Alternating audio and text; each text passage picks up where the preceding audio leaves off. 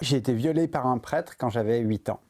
Ces mots, Laurent Martinez a mis près de 40 ans à les apprivoiser. Il y avait un aumônier qui faisait la catéchèse et pendant les cours de catéchèse, régulièrement, il me faisait sortir de la salle puis il me retrouvait dans le couloir pour m'embrasser, pour me caresser.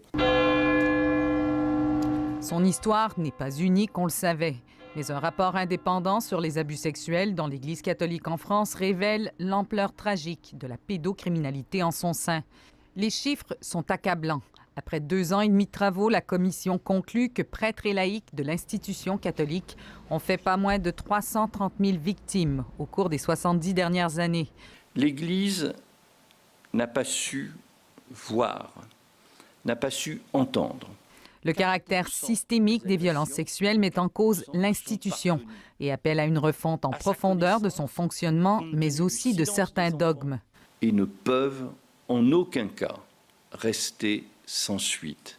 Ils appellent des mesures très fortes. Je le sais, c'est de l'enfer dont vous revenez.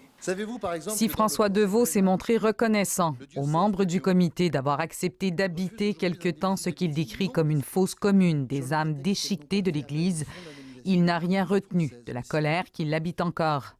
Précurseur de la libération de la parole des victimes de violences sexuelles de la part des prêtres et des religieux, il s'est adressé aux responsables du clergé présent sans détour. Ce qu'il vous faut comprendre, messieurs,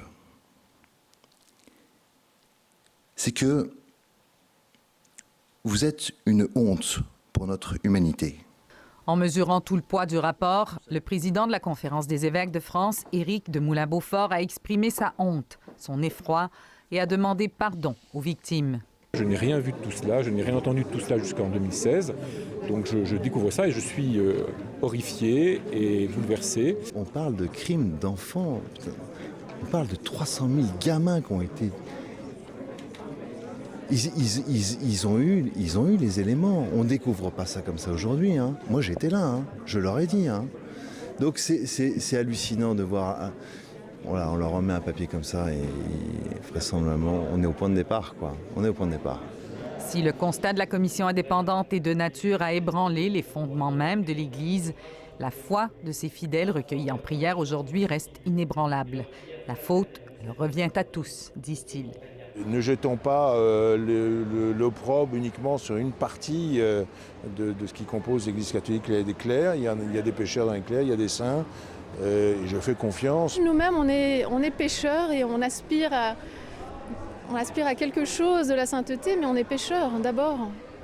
Et donc, non, je pense qu'il faut que c'est pas l'institution qui est en cause, c'est nous tous. Après la publication du document, le pape François a réagi par communiqué. Ses pensées se tournent en premier lieu vers les victimes, dit-il, avec un immense chagrin pour leurs blessures. Il laisse à l'Église de France la responsabilité d'entreprendre la voie de la rédemption. Laurent Martinez, lui, a trouvé celle du pardon. Il y a 2 semaines, j'ai pardonné. Il est comédien et dramaturge. Dans sa pièce de théâtre « Pardon » qui se pose comme une question, il raconte le viol dont il a été victime. Aujourd'hui, en fait, je suis libéré.